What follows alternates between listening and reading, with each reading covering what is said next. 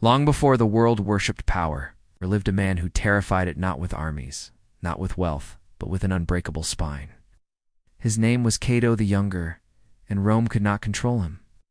Born into privilege, yet allergic to corruption, Cato chose a life of discipline when others chose comfort.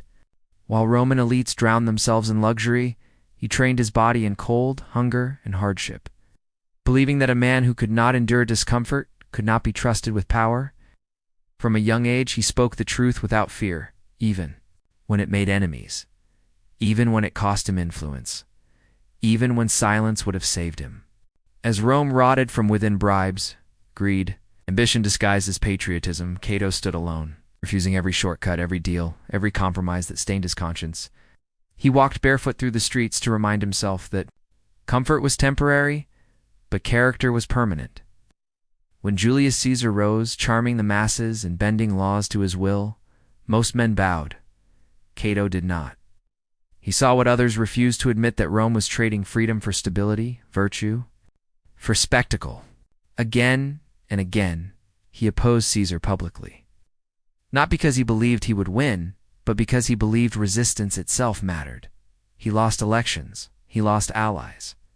He lost public favor, but he never lost himself. When civil war broke out, Cato knew the end was near. He fought not for victory, but for principle. As Caesar's forces crushed resistance and Rome fell under one man's control, Cato retreated not in fear, but in clarity. Trapped in the city of Utica, surrounded by the inevitable, he was offered mercy. Caesar promised forgiveness, comfort, status, but Cato understood something chilling. Mercy from a tyrant is still submission. And submission was something he refused to teach the world.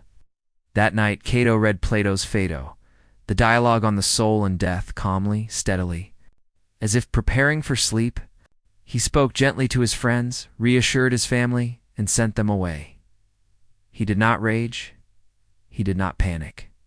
He did not beg the gods. Because to Cato, death was not an escape, it was a final act of defiance. Live owned. When news reached Caesar, even he was shaken. I would have spared Cato, Caesar said, but he would not let me, and that was the truth. Rome fell, empires rose and collapsed. Caesar became legend.